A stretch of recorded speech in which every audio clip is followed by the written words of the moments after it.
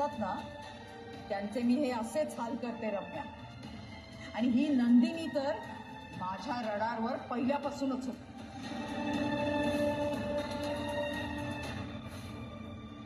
काय मिळवलं ते सगळं करून? आनंद. तुला हरवण्याचा आनंद.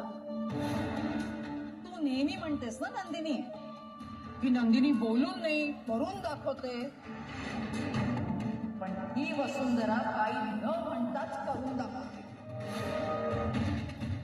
तुला प्रश्न पडला असेल ना नंदिनी की मी हे सगळं कसं आणि कधी केलं ते? मग ऐक, कान उघडे ठेवून ऐक. सुरुवातीपासून सगळं तुला क्रमवार सांगते.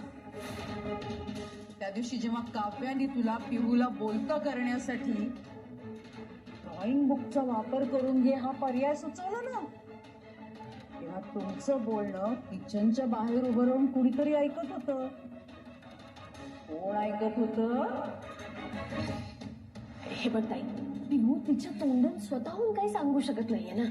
बट यू नेव्हर नो, ती चित्रात व्यक्त होऊ शकली तर. तुमचं बोलणं ऐकल्यावर मी आईकडे गेले आणि मग तिथून सुरू झाला तुला उद्ध्वस्त करण्याचा अध्याय. काय? नंदिनी पिहूला ड्रॉइंग बुक देणार आहे? हो आई, पिहूच्या चित्रकलेचा ते डिव्हाइस म्हणून वापर करणार आहे ताई. जर हे डिव्हाइस वर्क झालं आणि पिहूने चित्र काढलं ना तर आपला शेवट झालाच म्हणून समज. आई, मला ना खूप भीती वाटायला लागली.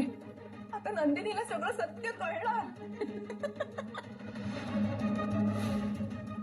आई, रम्या असं काहीही होणार नाही, सो डोंट वरी. तू सगळं इतक्या हसून कसं काय सांगू शकतेस आई?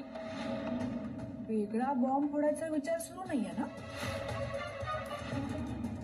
यावेळेला बॉम्ब नाही, टाइम बॉम्ब लावणार आहे नंदिनीच्या वाटेत.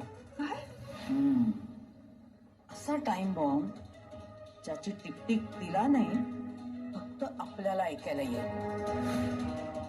म्हणजे म्हणजे नंदिनी सत्य शोधण्याचा प्रयत्न करते ना, आता आपण मदत करूयात तिला. अगं ऐक ऐक, आपलं खोटं आपण नंदिनीच्या खऱ्यापेक्षा मोठं करून दाखवायचं. नंदिनीला वाटत राहील की ती जिंकते, पण प्रत्यक्षामध्ये आपणच जिंकतो.